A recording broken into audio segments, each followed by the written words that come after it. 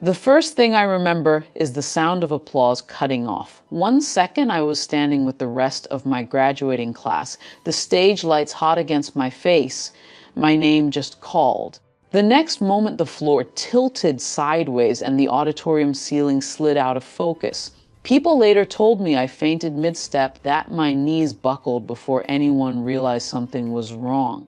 To me, it felt quieter than that. Just a sudden heaviness in my chest. Then nothing. When I woke up, the applause had been replaced by the soft, steady beeping of machines, a hospital room, white ceiling panels, a tube taped to my arm. A nurse was adjusting something near the bed when she noticed my eyes open. "Welcome back," she said gently. My throat was dry. Graduation. "You made an impression," she said, with kind of careful smile medical staff use when they're deciding how much truth to give someone. Later, a doctor explained there had been a collapse and ambulance. Tests they were still running. Nothing immediately catastrophic, but serious enough that they wanted observation. "Your parents were contacted," he added. I nodded slowly, relieved without even thinking about it. For a while I drifted in and out of sleep.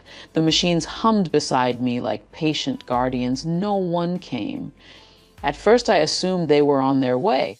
Then that maybe traffic was bad. By the evening of the next day, the idea of them arriving had quietly stopped feeling real. A nurse eventually asked if there was anyone else they should call. I said no. It wasn't anger, just practicality. On the third day, when my head was clearer, I reached for my phone on the bedside table.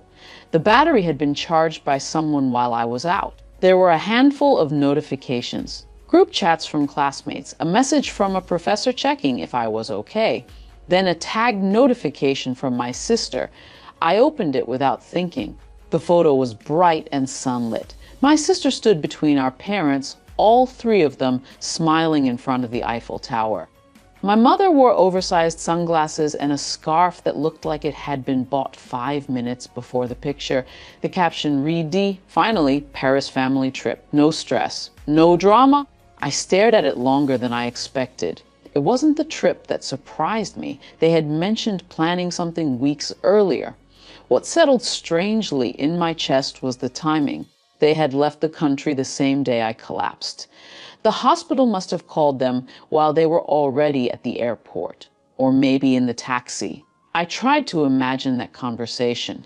A doctor explaining their child had been taken away in an ambulance. A boarding announcement echoing in the background. Someone deciding it would probably be fine. The thing about growing up in a family like mine is that moments like that never arrive as a shock. They land like confirmations. I thought about the small things first. School events they missed because of important meetings.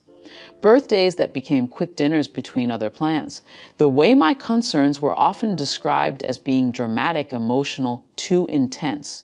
Eventually, you learn to lower the volume of your own life, not for attention, just so it doesn't inconvenience anyone. I locked my phone and let it rest on the blanket. The machines beside me kept doing their quiet work. 2 more days passed before I was strong enough to sit up without dizziness. A physical therapist helped me walk the hallway once, slowly, one hand brushing the wall for balance. That evening, I picked up my phone again. 65 missed calls. Most from my father.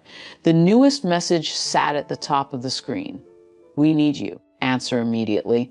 For a moment, I thought it was a mistake. A group message meant for someone else. Then I noticed the time stamps, all from the last 6 hours. I opened the message thread. More texts followed the first one. "Call me. This is urgent. Why aren't you responding?" It was strange reading them. The tone was unfamiliar. My father had always been calm, distant, controlled. Urgent didn't fit him. I sat there for a long time before replying, not typing, just thinking. Over the past 2 years, I had gradually taken over a lot of things for the family, not intentionally. It just happened because I was the one who understood the systems, taxes, property paperwork, digital accounts, legal forms. Small logistical responsibilities that accumulate until they quietly become structural. My parents often joked that I was the organized one, but what they meant was that I solved problems before they reached them. Apparently, something had finally reached them. I didn't answer right away. Not out of spite. I was still connected to two machines and a monitor that beeped if I moved too quickly. Even sitting up too long made my vision blur. Instead, the next morning I mentioned the messages to the hospital's patient coordinator, who had been helping with paperwork and insurance calls. She glanced at the screen thoughtfully.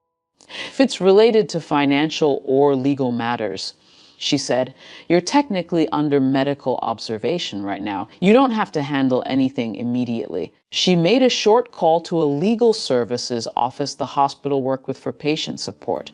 Within an hour, someone had explained the situation to my father in very calm, very procedural language. That I was hospitalized, that any urgent documentation would require formal authorization, that nothing could be processed through me until I was discharged. Systems move differently than families. They do not respond to pressure.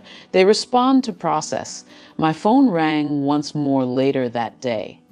I answered this time. My father's voice came through, tight with something I rarely heard from him. Why didn't you answer earlier? I looked at the heart monitor beside the bed, its steady rhythm blinking across the screen. I was unconscious, I said simply, and then recovering. There was silence on the line. He cleared his throat. We have a situation here, he said. I know. Another pause. You could have told us sooner. I thought about the hospital staff calling them from the graduation hall, the unanswered messages from doctors, the photo in Paris sunlight. I think someone did, I said. Neither of us spoke for a while after that. Eventually, he explained the problem they were facing, something bureaucratic and expensive that required the account access and authorization only I had set up. I listened quietly. I can help once I'm discharged, I said finally. When will that be? Soon, I said. It wasn't a promise, just information. When the call ended, the room felt quiet again. Outside the window, evening light stretched across the hospital parking lot. For the first time in years, nothing urgent was resting on my shoulders, just recovery. And the unfamiliar feeling of time to decide what responsibility would look like from here.